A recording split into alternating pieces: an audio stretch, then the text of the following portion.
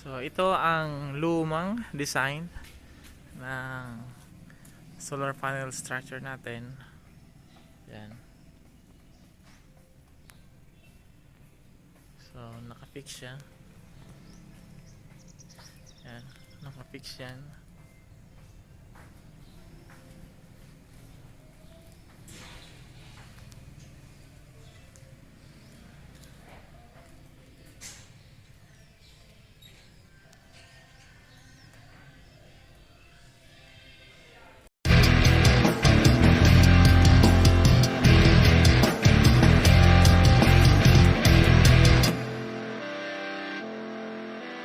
Hello po, good morning. So nandito na nga tayo ngayon. Natapos na natin yung revision para sa innovation natin ng solar structural ang tawag dito? Structural body nila. So ito yung pagkakapitan natin ng solar panel. So this is for instructional. Yan, so ito yung paglalagayan ng slider, di ba? So yung nakapaganon. Tapos dito naman ikakabit yung ating slider. So yan, pusog na yan. So ngayon ang ginawa natin, kasi yung unang design natin is nakafix siya. So ang mapapansin nyo is marami siyang tornilyo. Ito, may tornilyo siya. Yan.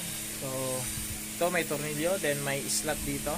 Yan. Then ito another is tornilyo na naman. Then may slot siya. So ibig sabihin, ito ay pwedeng ibaba. Then ito is pwedeng iusog. So pwedeng hanggang dito. Diba? So try natin. Yan. So pag binaba mo yan, yan. So bababa siya doon. Yan. So magiging ganito ang itsura niya. Then tataas. So ganun. Tapos ilalak lang natin ng nut.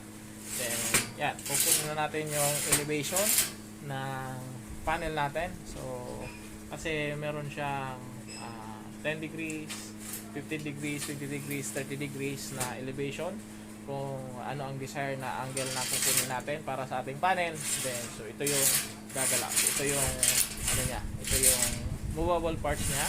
So yeah, hindi siya nakafix dito para gagalaw pa, magti-tilt pa rin siya. So ito yung nagawa natin. So yan, tapos na.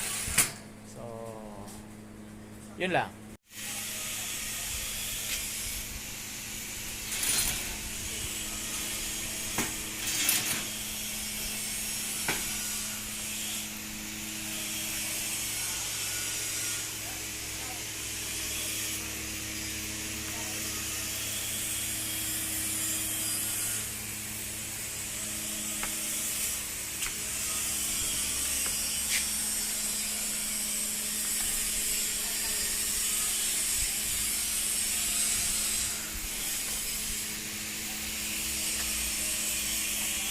Then ito na yung finished product na ginawa nating bagong design.